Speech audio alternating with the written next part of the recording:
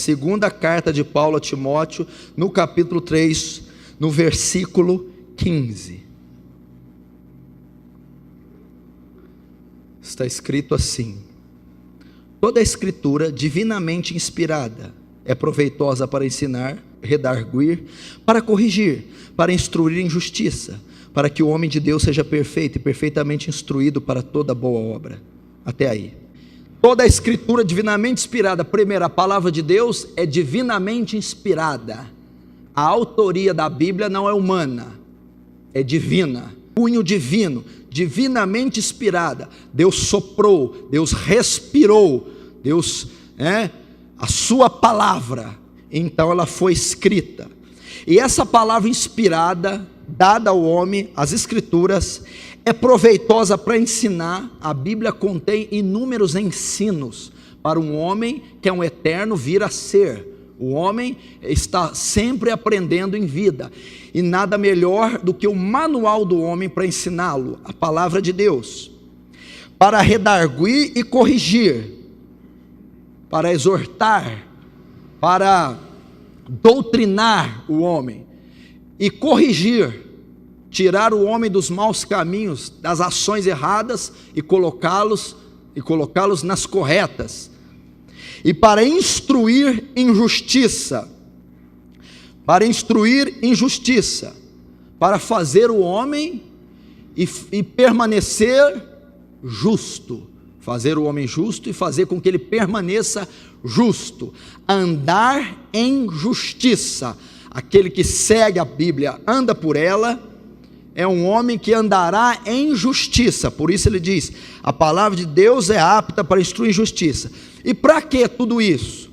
Para que o homem de Deus seja perfeito e perfeitamente instruído para toda boa obra, para que o homem, o cristão, seja aprovado, seja perfeitamente instruído para toda boa obra, para que o homem, em todas as situações da vida, seja aprovado, seguindo os conselhos da Bíblia. Então, a palavra de Deus nos traz inúmeros conhecimentos, inúmeras aplicações para a nossa vida. Ela é proveitosa para ensinar, para redarguir, para instruir, e dela tiramos inúmeros ensinamentos. Mateus capítulo 8. Finalmente chegou o dia de pregar essa palavra. Mateus 8, no versículo 28. E tendo chegado à outra margem, a província dos Gadarenos, saiu-lhes ao encontro os 2 endemoniados, vindo dos sepulcros, tão ferozes eram, que ninguém podia passar por aquele caminho. Agora o versículo que eu vou ensinar, 29. E eis que clamaram, dizendo, que temos nós contigo, Jesus, Filho de Deus, vieste nos atormentar antes do tempo? Até aí. Eu vou falar hoje sobre aprendendo com o demônio. Evidentemente que demônios não ensinam nada para ninguém. Demônios têm uma natureza caída, corrupta. Não há qualquer vestígio de bondade em demônios, ou justiça em demônios. Eles já estão condenados, julgados e condenados. Perderam a sua glória quando caíram do céu, perderam a sua forma, perderam o contato direto com Deus, são condenados, são a personificação do mal, são a personificação da injustiça, da maldade, e não há nada proveitoso. É a passagem a qual eles estão inseridos que vai nos ensinar a passagem desses 2 demônios. Por isso eu disse no livro de Timóteo que toda a escritura é divinamente inspirada e é apta para ensinar, redarguir e instruir em justiça. Então essa passagem dos demônios gadarenos não podem ser ignoradas, e através dela que fazem parte das escrituras, ela vai nos ensinar. Então nós vamos aprender com a passagem dos demônios gadarenos, e é isso que eu quero falar. E essa passagem vai ensinar a nós como que um demônio pode ter tanto conhecimento e pode muitas vezes saber mais de Deus do que de nós, pode saber mais das Escrituras do que nós. Deus com certeza permitiu essa passagem, essa cena, que foi protagonizada por Jesus e esses endemoniados gadarenos, para nos ensinar, muitas vezes, como o nosso conhecimento é pequeno e é escasso de Deus, e como temos deixado a desejar, muitas vezes, com a nossa vida cristã. Então essa palavra vai ser uma palavra de exortação, vai ser uma palavra de correção para a tua vida, e você não pode se queixar, pastor, muitas vezes as palavras são duras, mas em Hebreus diz que Deus exorta aquele que Ele ama e tem por filho. Se estáis sem correção, não sois filhos, mas bastardos. Ele diz, qual pai que ama o filho não o corrige? Então Deus, quando corrige, é uma prova do amor, porque Ele quer ensinar, Ele quer trazer crescimento para a nossa vida. Então vamos lá, no versículo 29, diz assim: eis que clamaram dizendo, que temos nós contigo? Primeira parte, Jesus desce até aquela ilha, até Gadara, onde os demônios se manifestam. Ao ver Jesus, os demônios reconhecem Ele e se dobram, e começam então a argumentar, e começam a falar, instar com Jesus. E nas ações e palavras dos demônios, nós vamos ver quanta coisa eles vão nos ensinar. Então quando Jesus chega à margem do rio e desce, e vem caminhando, eles vêm ao seu encontro, se dobram, e reconhecem a divindade, a natureza de Cristo, e eles se prostram e dizem a primeira palavra. Então aqui vai narrar o encontro de Jesus e dois endemoniados, né? E que no final todos conhecem, Jesus expulsa o demônio dele, mas até Jesus expulsar, esse demônio traz um rico ensinamento para a igreja, onde já se viu que tempo estamos chegando, de demônio está tendo que ensinar a igreja, porque tem muito pastor que não está ensinando, muito pregador que não ensina a igreja, muito cristão que não busca ser ensinado. Então nós vamos ter que aprender e até ser humilhados com essa palavra. Então, primeiro, quando eles se encontram, o demônio se curva e o demônio diz: eis que clamaram dizendo, que temos nós contigo. Olha o conhecimento do demônio. Quando ele olha para Jesus, ele diz: o que nós temos contigo? Como?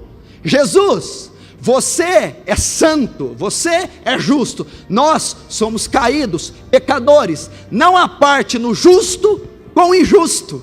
Olha o ensinamento do demônio. Não há possibilidade de luz andar com trevas, Jesus. Não há possibilidade de injustiça andar com justiça, Jesus. E temos nós contigo, não temos parte nenhuma com você, nem você conosco.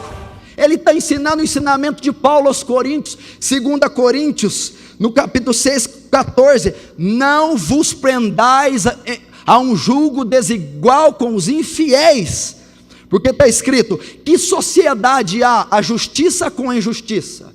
Que comunhão há entre a luz e as trevas? Ou que concórdia há entre Cristo e Belial? Não há nenhuma. Olha o ensinamento que ele está dando, e muito cristão não sabe diferenciar isso. Como está em Ezequiel 22, 26, e os seus sacerdotes violaram minha lei, não sabe diferenciar o santo do profano, o precioso do vil, e o demônio sabia diferenciar. Não há parte no Senhor com nós. Não há possibilidade de luz andar com trevas. E quanto cristão não sabe diferenciar o santo do profano? Quanto cristão anda em julgo desigual com os infiéis? O que é andar com julgo desigual, pastor? É querer na segunda servir a Cristo e na terça o diabo. É no domingo vir a um culto e na segunda entrar num boteco. É assistir um culto e depois beber uma cachaça.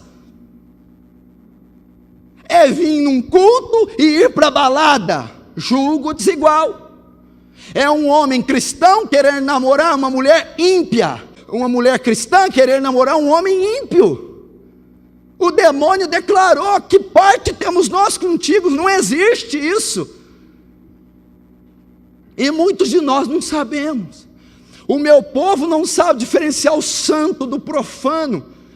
Crente que é evangélico, batizado, professa Jesus, mas não difere pecado de santidade.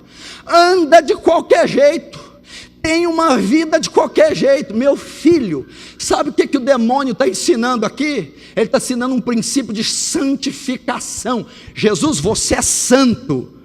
Eu sou caído, não há parte. A igreja, quando se converte, você quando vem a Cristo, você é santo. O que significa ser santo? No mais claro, separado. Meu irmão, você é separado, meu irmão.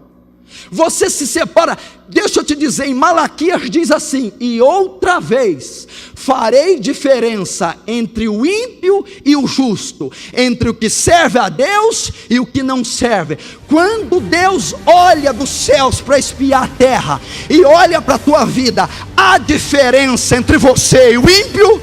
Há diferença entre você e o injusto? Será possível que nós vamos ser uma raça eleita? Porque Israel foi castigada durante todo o Velho Testamento, porque se apartava da lei de Deus para andar com os povos pagãos, e se contaminavam nas suas leis, nos seus deuses. E Deus diz: eu preparei Israel para ser um povo peculiar meu, um povo separado. Se você não vive uma vida separada, você não é cristão. Eu preguei aqui quinta-feira: examine-se pois ao homem, examina a tua vida. A sua vida é diferente daqueles que você estuda, trabalha, da sociedade. Se ela não for, se não houver separação, meu irmão, você não é um cristão verdadeiro. Aquele que quiser me seguir deve negar a si mesmo, tomar sua cruz e me seguir. Deixa eu te dizer, eu acho que você não entendeu a essência do Evangelho. Evangelho, minha querida, meu querido, não veio trazer um castelo de ouro e uma glória terrena. Evangelho veio nos justificar da ira de Deus e nos levar para uma terra futura. Deixa eu te dizer, Evangelho tem não, Evangelho tem não pode. O que todo mundo pode fazer, você não pode. Aonde todo mundo pode ir, você não pode. O que todo mundo pode falar, você não pode. Sua vestimenta é santa. Pastor, Deus olha o interior e não o exterior. Meu irmão, mas o exterior nada mais professa o que há no interior. Nós não podemos nos vestir como a sociedade, a moda. Nosso corpo é templo do Espírito Santo, não é vitrine de sensualidade, de pecado. Separado, não usamos nosso dinheiro como o mundo usa. Não podemos frequentar qualquer lugar, meu irmão. Senão, que diferença em nós que viemos numa igreja domingo, louvamos e oramos em línguas estranhas, e no decorrer da semana somos igualzinhos aos colegas de trabalho, aos estudantes, à nossa família, comemoramos tudo, rimos com coisas tolas, caímos sempre em rodas de escarnecedores. Santo, santidade. Jesus chamou você para quê? Por que as igrejas desse século pregam isso? Fortunas, prosperidade, gozo, prazer, onde a Bíblia diz: ei, eu chamei vocês, vocês não entenderam, para negar vocês, negar sua vontade, tomar sua cruz, instrumento de tortura e de morte, e me seguir rumo ao Calvário. Isso é a essência do cristianismo. Entrai pela porta estreita, e apertado é o seu caminho. A conversão é apertada. Quando você vem para Cristo, você renuncia. Olha a continuação do versículo: e apertado também é o caminho. O andar cristão também é apertado, também é estreito. A vida cristã é uma contínua renúncia, abnegação. E o demônio foi explícito, dizendo: o que temos nós contigo? É impossível ter parte. O próprio demônio tinha ciência que Cristo não podia ter parte com ele, e nós muitas vezes não temos. Nós queremos viver uma vida de qualquer jeito. Você não pode dar o luxo de sentar na televisão e ver qualquer porcaria. Você não pode dar o luxo de escutar qualquer coisa mundana, satânica. Não pode. Você não pode dar o luxo de sair, de ficar e beijar. Outra palavra aqui para os jovens: ficar. Isso é tão satânico e diabólico como qualquer outra coisa criada pelo diabo. Cristão não fica. Você não toca no lábio de uma mulher sem saber que ela vai ser tua esposa antes. Jamais. E o que a gente vê? Os crentes de hoje têm que experimentar as mulheres. Eu vou experimentar até ver qual que é a minha. Estão adulterando, prostituindo, fornicando, porque não são separados. Quando a gente diz de santidade, você só pensa em vencer a imoralidade. Ser santo é só não ser imoral. Você está muito enganado. Ser santo é não fazer falcatrua com o dinheiro. Meu Deus, o que gente adultera olerite para financiamento de casa, de carro. O que gente mexe com o imposto de renda e adultera e corrompe. Que pessoa santa não faz isso. Mente no telefone. Quem te disse que você tem esse direito de estar na tua empresa, onde você trabalha, e usar o telefone para mentir para patrão, sei lá, qualquer coisa? É um absurdo isso. É um absurdo esse tipo de coisa. Ou somos crentes ou somos diabólicos. Não mentimos. Não tem jeitinho brasileiro com Deus. Não tem burrabo com a barriga com Deus. Ser santo é ser íntegro, é ser reto, é ser honesto. Nossos papéis, ações, palavras, na educação dos filhos, é ser transparente. Quanto crente quer ganhar dinheiro às custas de fraude, de mentira, de engano. Não, meu irmão. Separados, temos que ser separados. Você tem que ter isso na sua consciência. Se você, escute, se você vive um estilo de vida semelhante a dos seus amigos ímpios, a sua salvação está comprometida, o seu cristianismo está comprometido. Desculpa te dizer, eu não posso ficar te enganando. Eu estava lendo um livro do Leonard Ravenhill, e no livro ele diz assim, que um certo pastor tinha 1000 membros na sua igreja, mais de 1000, igreja lotada, rica, bastada, e Deus disse a ele, disse assim: muda seu sermão, você está pregando algo só para agradar esse povo, muda seu sermão, prega o que eu te mandar, só que saiba, sua igreja vai diminuir. Ele começou a pregar a verdade, porque ele estava pregando só o que o povo queria ouvir. Então tinha mais de 1000 membros. Quando ele começou a pregar a Bíblia, foi para 200 membros a igreja dele. Mais de 800 pessoas saíram. Mas Deus diz: eu não estou preocupado com números, eu estou preocupado com que você anuncie a minha palavra. Você acha que eu não relutei para pregar essa mensagem hoje? Você acha que eu, como homem, não fico apertado? Senhor, eu vou exortar a igreja de novo. Prega o que eu te mandar, fala o que eu mandar você falar. Então eu tenho que obedecer. E Deus está mandando dizer: meu Deus do céu, quando é que vocês vão pôr na cabeça que cristianismo é mudança total, completa? A Bíblia fala de transformação, é mutação.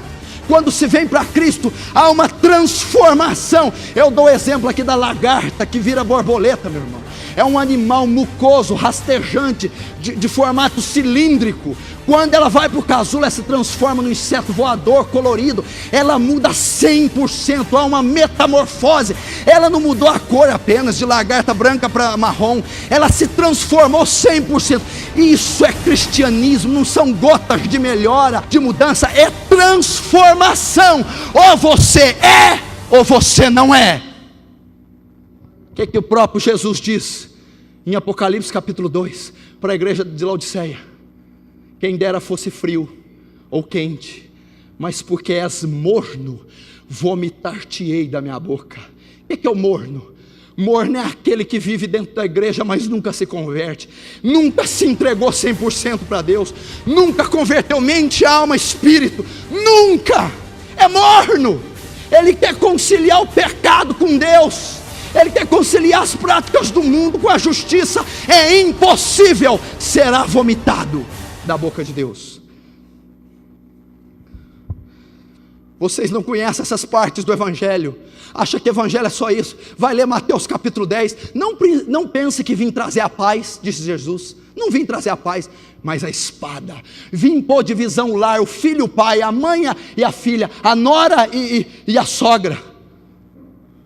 Portanto, os inimigos do homem serão seus familiares. Quem amar o pai e a mãe mais que a mim, não é digno de mim. Isso não pode pregar, senão eles vão te bater. Mas está lá, Mateus 10, 45. Ele veio trazer espada, ele veio dividir, ele veio desimpregnar esse mundanismo que está dentro de nós. Se você já parou para pensar que tudo que você faz é baseado no que a psicologia traz, a meteorologia traz, é no que as ciências humanas, é o que a história diz, a história falou isso e aquilo outro. Não, o nosso guia é a palavra de Deus. Nós andamos com a mente transformada. O que importa que os jornais dizem, o que importa que os canais de comunicação dizem, o que importa que a imprensa corrupta diz. Para nós importa o que a palavra do Senhor diz. E aquele que não anda pela palavra não pode ser santo. Que temos nós contigo, Jesus? Você entendeu? O demônio dizendo: o que eu tenho com você? Eu não tenho nada. E por que a igreja não faz isso com o demônio, com o mundo, com o pecado? Que tenho eu com você? Que tenho eu com esse sistema corrupto? Que tenho eu com essa imoralidade generalizada? Que tenho eu com a vontade corrompida do homem? Que tenho eu com as leis anti-Deus? Porque ele sabia. 1 Pedro 1,15: sede santos, porque o Senhor teu Deus é santo. Quer que eu completo? Sem santidade ninguém verá a Deus. Como é que alguém pode ver a Deus? Ninguém pode ver a Deus na terra. Sem santidade ninguém vai para o céu. Só para terminar esse pedacinho da santidade, qual que é o padrão de santidade que você tem? Não bebo, não fumo, não mato. Você acha que isso é ser santo? Porque você tem afrouxado no seu nível de santidade. Lembra quando você guardava os olhos no começo? Quem te disse que você pode agora deixar de guardar e cobiçar igual você está cobiçando? Lembra quando você bloqueava esses pensamentos imorais, viciosos, malignos, vingativos? Agora você os alimenta e não julga mais pecado? Quem te disse que não é? Lembra aquele dinheirozinho que você não olhava de jeito nenhum, agora está deixando passar uns reais a mais ali no bolso? Quem te disse que é assim? Santo! Santo, meu irmão! Irrepreensível, que não pode ser atingido. Santidade é uma coisa tremenda. Um homem santo, disse T.L. Osborne, é um homem poderoso nas mãos de Deus. Você quer mudar o mundo? Não adianta intelecto, conhecimento, seja santo. Quem te disse que você pode ter essa liberdade com essa namorada? Que liberdade é essa? Aonde tem ido essa mão? Aonde tem esses olhos olhado a nudez dela? Quanta ereção você tem tido perto dela, com ela, tocando nela? Quem te disse que pode isso? O demônio disse: não temos parte contigo. E o povo de Deus tem uma lei própria. Eu não julgo isso pecado, mas aquilo que você não julga pecado, a Bíblia condena como pecado hediondo. O pior pecado é a justiça própria, andar segundo o teu nariz. Você é submisso à vontade de Deus e não à sua. Para de pegar um texto isolado para beneficiar o seu pecado. Ou a gente é um povo diferente. Vai ver essas mulheres cristãs, e até aqui na igreja, como se vestem. Eu não sei se o modelo delas é a doutrina bíblica, ou se são as modelos da rua, da mídia. Quem são os modelos? Quem está por trás da moda internacional? Você já parou para pensar?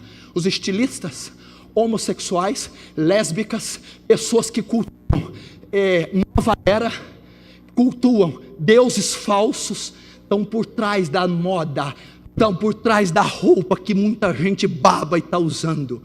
São roupas que têm um propósito só: denegrir o templo do Espírito Santo, que é o corpo de uma mulher. é para denegrir, ultrajar aquilo que é a habitação de Deus. Ah, minha irmã, vamos aprender a nos vestir, vamos aprender. Você como templo expressa o quê? O templo do Espírito é a arca da aliança. Lembra da arca? Quando Davi quis trazê-la para casa, Deus feriu Uzá, ele deixou na casa de Obed-edom. A Bíblia diz que durante todo o tempo que a arca esteve na casa de Obed-edom, a casa de Obed-edom foi inteiramente abençoada todos os dias, porque a arca representa a presença e abençoou. Você é a arca hoje, você carrega a presença. Você agora me diz, o santuário de Deus, que é a arca onde o Espírito habita, está expressando santidade, justiça, amor, graça ou sensualidade, cobiça, luxúria por parte dos homens? Sede santo, sede separado. Pastor, mas eu vou ser criticado, eu vou ser perseguido. Tem outra coisa aqui, vai sair um pouco do contexto. Tem outra coisa aqui, como é que é? Você vai ser perseguido, está achando ruim? Me diga uma coisa aqui, não levanta a tua mão não. Quem aqui é perseguido por causa de Jesus? 99% não vai levantar a mão, porque não é. Agora eu digo uma coisa para você, marca de um cristão genuíno, essa é uma das maiores marcas, é bíblico, não tem saída para você, meu filho. Se odiaram a mim, odiarão a vós, de todos sereis perseguidos pelo meu nome. Se perseguiram a mim, perseguirão a vós. Bem-aventurados sois vós, quando perseguindo, disserem todo mal contra vós. Exultai e alegrai, porque grande é o vosso galardão no céu, pois assim perseguiram os profetas que eram antes de vós.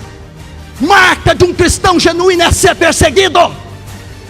E não é ser perseguido porque não pagou conta, porque brigou por causa de fofoca de carne. É ser perseguido porque está pregando o evangelho. É ser perseguido porque hora, dia e noite as orações estão incomodando o inferno. É ser perseguido porque está arrancando almas do diabo, trazendo para a igreja. É ser perseguido porque o que todo mundo faz na escola ele não faz, o que todo mundo faz na empresa ele não faz. Ele é diferente, tem mente, conduta, pensamento, vestimenta diferente. Logo ele é caluniado, zombado, perseguido. Tudo isso por amor daquele que morreu no Calvário por ele.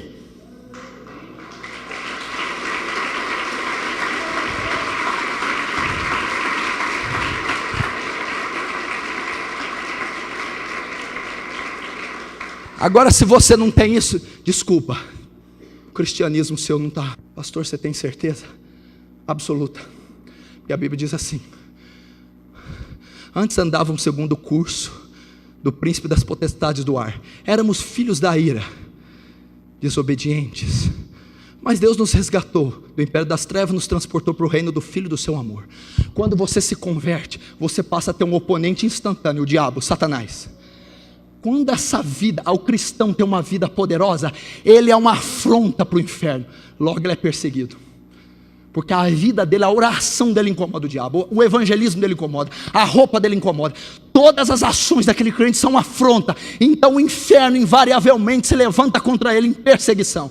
Agora, se a sua vida não tem perseguição, é porque ela não é uma afronta para o inferno, é porque ela é passiva, superficial, carnal. Você não incomoda Satanás, passa mais tempo envolvido com picuinha, com coisinha fútil, do que com o reino. As suas orações não têm impacto se é que você as faz, e quando as faz é sempre uma petição. Não, meu filho, o homem que é justo, vai ver Paulo, onde ele andava, o mundo espiritual virado de cabeça para baixo. Moisés, Débora, Esther, era uma afronta, eram sempre perseguidos. Por quê? Eram santos. Que temos nós contigo, Jesus? Que temos nós contigo? Primeira coisa que ele ensinou. Segunda, Jesus, Filho de Deus. Pelo amor de Deus.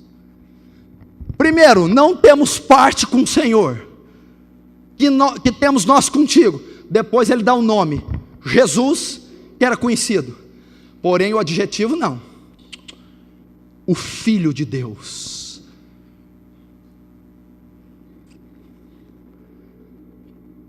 Você conhece quem Jesus é?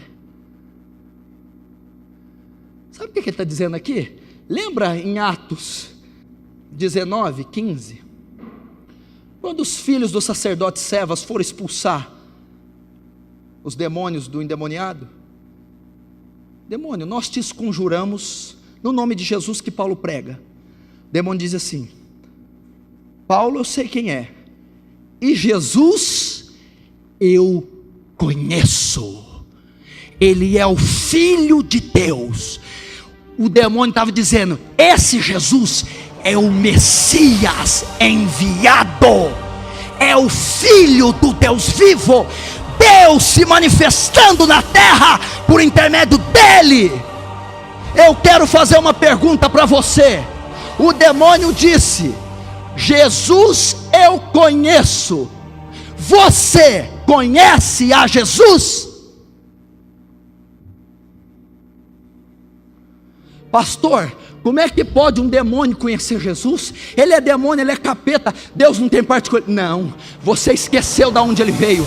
Esses demônios já foram anjos, já viram Jesus na sua glória, já viram ele exaltado nas nuvens, sabiam do poder e da glória. Quando viram ele na terra, disse: eu conheço você, eu já te vi glorificado num trono, eu já servi você, eu já entoei louvores a você, eu já me humilhei, ajoelhei diante de você, eu sei que tu és Deus em terra.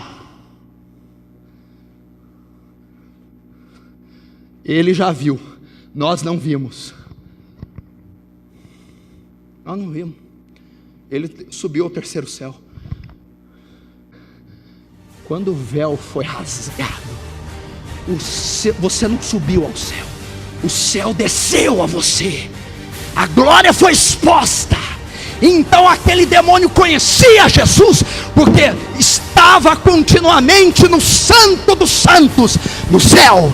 Nós temos acesso ao Santo dos Santos, porém nós não entramos, nós não temos intimidade, nós não conhecemos. Você conhece? Ele estava dizendo da divindade. É notável ver que muitos dos cristãos não reconhecem a divindade de Jesus. Parece que somos semelhantes aos testemunhos de Jeová. Não, Jesus não era Deus. Somos semelhantes ao espírita. Jesus não era Deus, era um espírito evoluído. Semelhante aos muçulmanos, Jesus era um profeta. Semelhante a tantas coisas. Semelhante aos católicos, a transubstanciação. Confundimos, não sabemos nada dele. Quem que é Jesus? Jesus de Nazaré, que bençoa a gente, bençoa. Não, meu irmão, nós temos que saber da magnitude de Jesus. No princípio era o verbo estava com Deus, e o verbo era Deus. O demônio estava querendo dizer: eu conheço, Jesus é Deus, Ele é Deus, Ele é Deus. Ele não é um profeta, Ele não é um espírito evoluído, não é uma divindade a mais na mitologia grega. Ele é a única divindade, e Ele desceu na terra.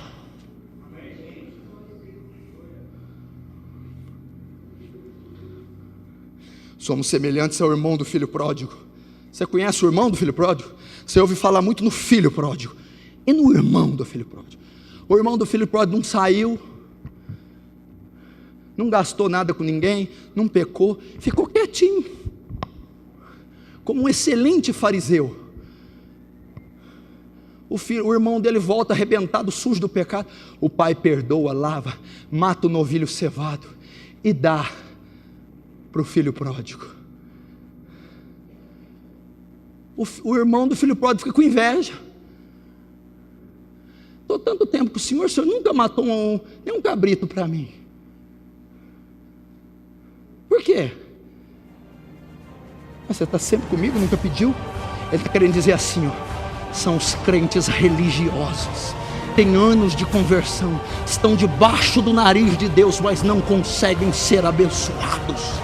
Estão lá, sabe o que é isso? Tem carteirinha de membro, nome no hall de membros, tem batismos, tem tempo de igreja, tem cursos, mas não conhecem o Senhor do curso, o Senhor do batismo, o Senhor do cristianismo, o Senhor da sua congregação. Não tem intimidade. Conheçamos e prossigamos em conhecê-lo, diz Oséias. está debaixo do nariz. O que significa? Religiosidade. Sabe o que o demônio está dizendo? Religiosos, nenhum de vocês vai para o céu. Lembra por que crucificaram Jesus? Diga se essas acusações são verdadeiras. Lá no Sinédrio: você é o Filho de Deus? Ele disse: eu sou. E vereis o Filho de Deus assentado nos céus, com as nuvens e os anjos e todo poder e glória. O que fizeram? Blasfêmia! Mataram ele. Religiosos não conhecem a divindade de Cristo. Religiosos não aceitam o atributo divino. Religiosos não têm intimidade com Jesus Cristo, ou conhecem superficialmente, mas não conhecem a pessoa. Eu estou dizendo da pessoa, eu estou dizendo da comunhão. Com o meu servo Moisés não é assim. Com Israel falo por figuras, com Moisés trato face a face. É assim que Deus quer. Não sejamos como irmão. Você deve estar achando, né? Já ligou o mecanismo da justiça própria. Irmão fulano é assim. E Beltrano é assim, ela é religioso. Será que você está tocando louvor tanto tempo aqui que já não ficou religioso? Será que você está pregando aqui e já não virou uma religiosidade sua pregação?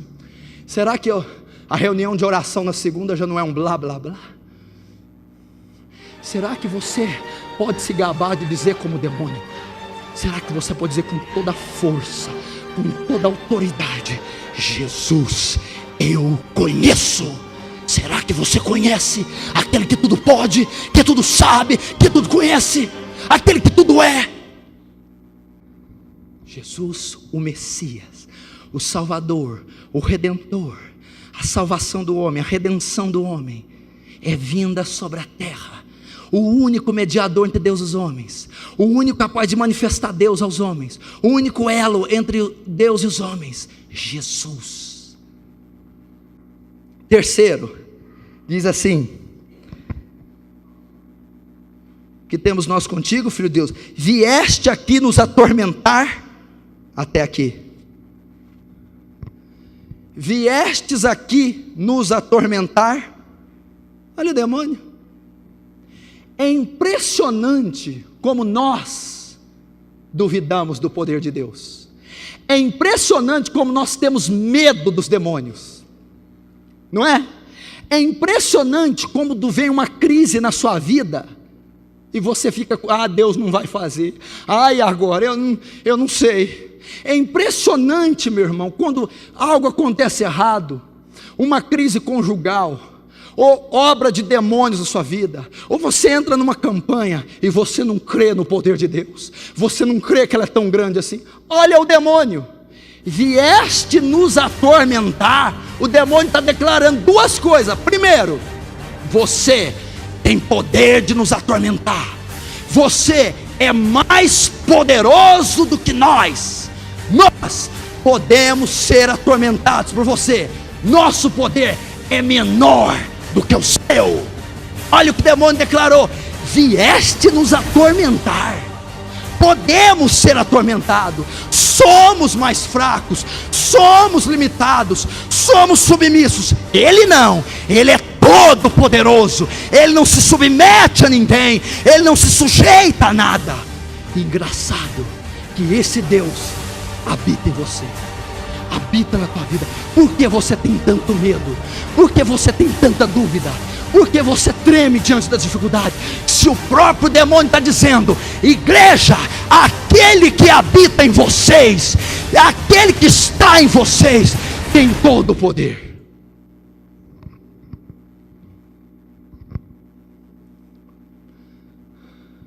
Sabe o que o demônio está dizendo?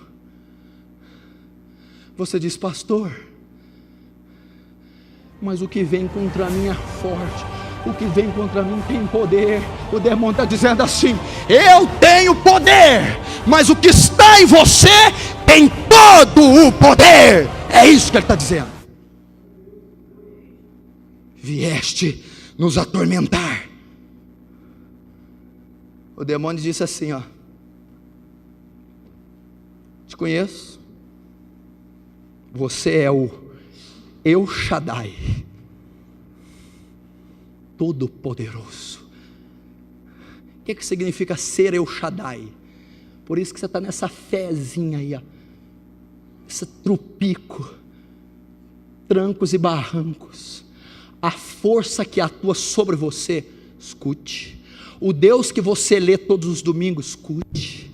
A fé que você professa nesse Deus, nessa força, ela é toda poderosa. O que significa ser todo poderoso? Significa que não há nada que Deus não possa realizar. Não há nada que Ele não seja capaz de fazer. Ser todo poderoso ou ser onipotente, sabe o que significa? Pelo amor de Deus, crê no que você está dizendo.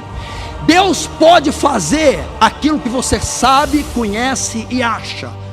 Mas Deus pode fazer até aquilo que você não conhece, não sabe e não acha. Deus pode fazer aquilo que você imagina. Mas ser todo poderoso é mais do que isso. Deus pode fazer até o inimaginável. Até o que você não pensa.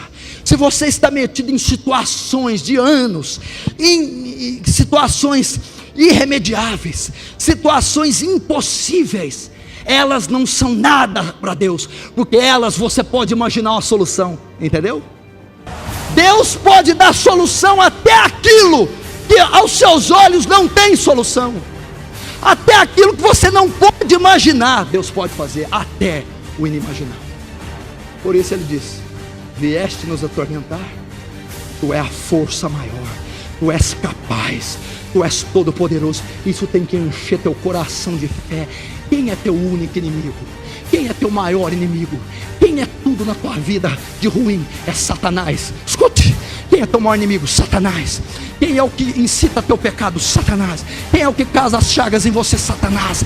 O próprio diabo está reconhecendo: eu não posso com o Deus da igreja, eu não posso com o Deus dos crentes, Ele é mais poderoso. Glória a Deus.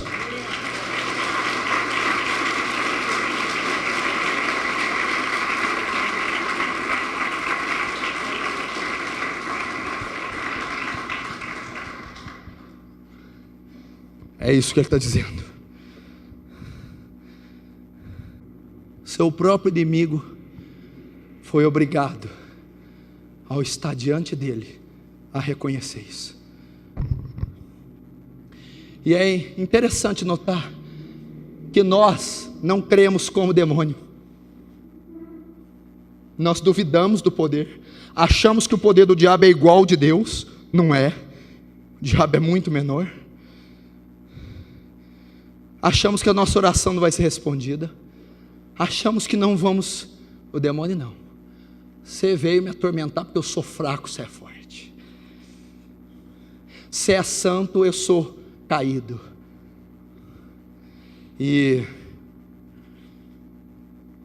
você é o Filho de Deus, o Messias. Último. Viés nos atormentar antes do tempo. Pelo amor de Deus. Demônio dando aula de escatologia antes do tempo. Sabe o que o demônio está dizendo? Eu creio em arrebatamento, juízo final e trono branco. Olha lá o demônio. Antes do tempo. Que tempo? O demônio sabia que haverá arrebatamento, que haverá ressurreição de mortos, que haverá juízo de Deus e trono branco, antes do tempo. Que tempo? O tempo do juízo, porque é o tempo exato dos demônios serem atormentados. Apocalipse 20:10 e Apocalipse 19:20 fala que a besta, o falso profeta, a antiga serpente, que é o diabo, serão lançados no lago de fogo que arde como enxofre, a saber, a segunda morte. E vi o Filho do Homem assentado num cavalo branco, e saiu a peleja para pelejar contra os reis, os príncipes da terra, e a besta, e eles foram vencidos. Nós, muitas vezes, não cremos nessa passagem. Como? Muita gente não vive esperando arrebatamento. Você sabia que vai ter um arrebatamento? Deus vai arrebatar a igreja em glória. O crente fiel, quando Jesus voltar, vai ser tirado, transladado daqui, subirá pelos ares. Os que morreram em Cristo ressuscitarão com corpos glorificados. Você sabia? Você sabia que vai haver uma grande tribulação como nunca houve na terra? Você sabia que vai ter o juízo de Deus e todo mundo vai ser julgado segundo suas obras? Você sabia que nós vamos estar diante de um trono branco e vai se abrir um livro chamado Livro Memorial, e esse livro vai estar registrado todas as coisas que você fez? Só abre um parênteses: o que esse livro memorial registrou essa semana? Que pensamentos seus está lá nesse livro?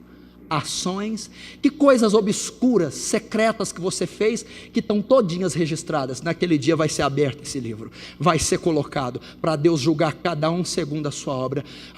Vou tomar as palavras do Ravenhill como as minhas agora. Acho bom todo dia antes de ir para a cama você lembrar desse livro, o que Deus colocou nesse livro antes do tempo. E ele está falando de tempo aqui, o demônio. A Bíblia diz: hipócritas, sabeis ver o tempo das estações e não sabeis discernir os tempos do fim. Olha o tempo do fim.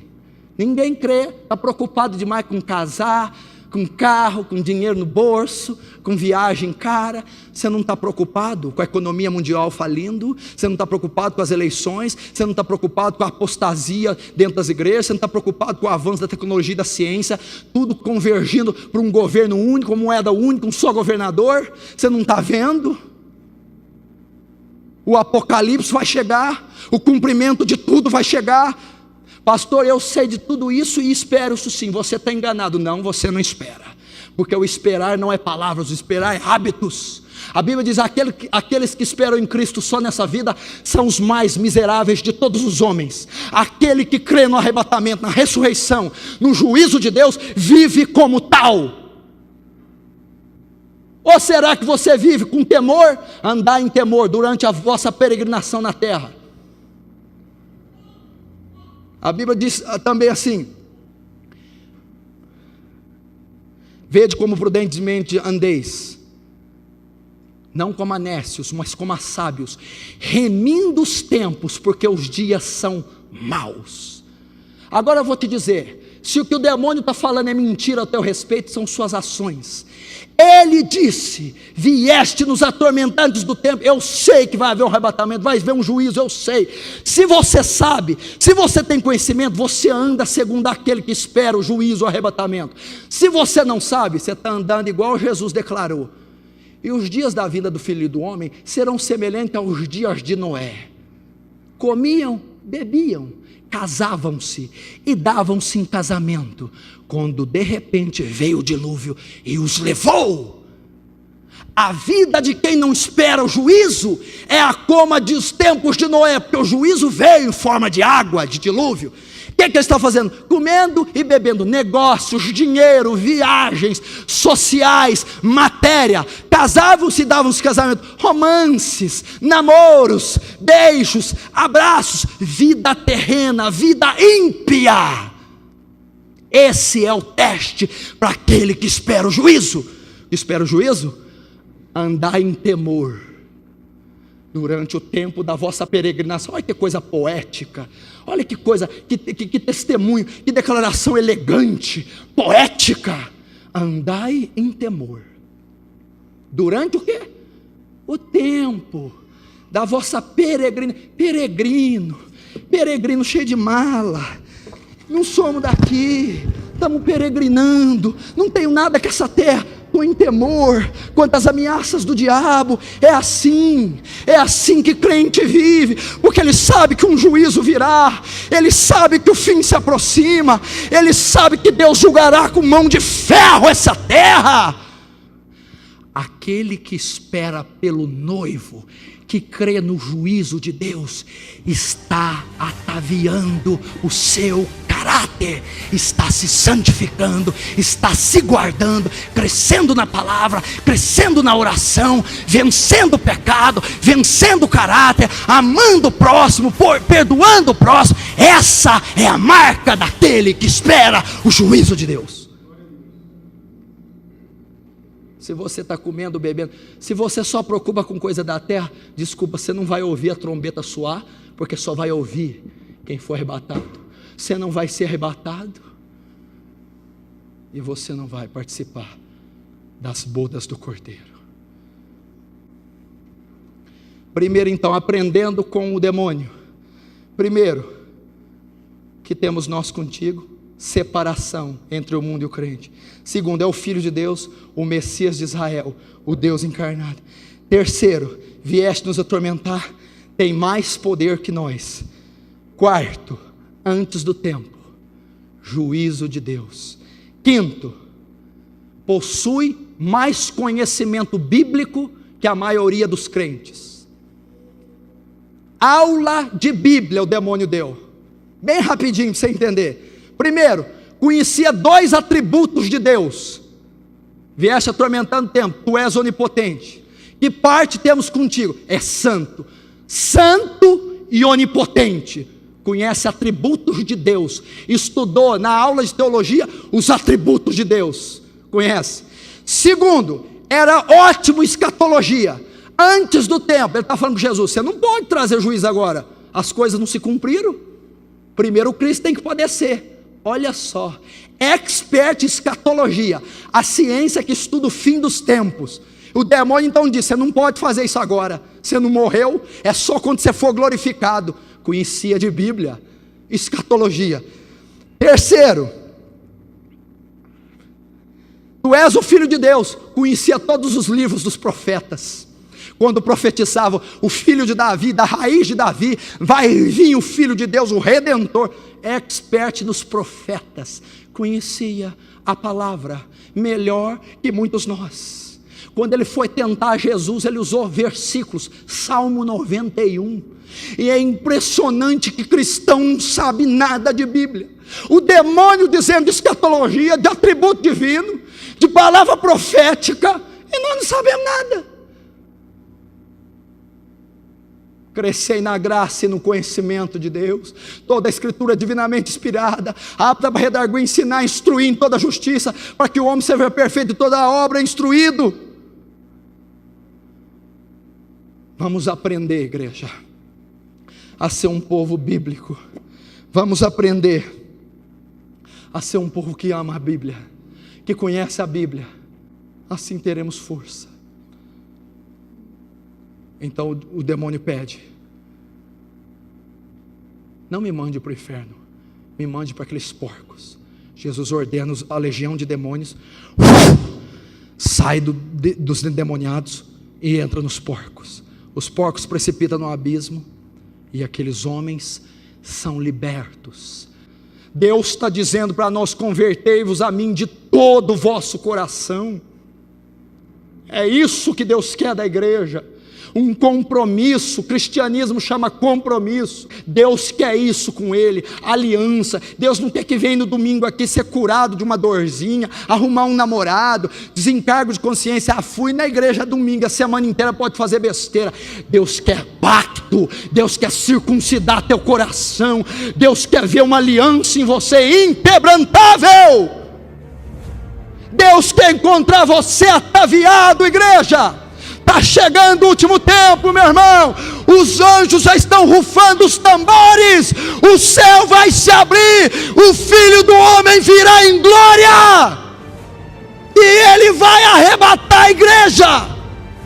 Prepare-se para contemplar o maior ato, a maior manifestação já vista. A volta do Filho de Deus. Está às portas. Apocalipse diz, eis que estou às portas. Eis que cedo venho, e comigo está o galardão para dar, retribuir a cada um, segundo as suas obras. Você, essa geração que me ouve, que me vê, vai contemplar o maior evento de todos os tempos, a volta sublime, excelsa, augusta, do Todo-Poderoso Jesus Cristo. E você, meu querido, que eu estejamos preparados para tal dia. Glória a Deus. Amém.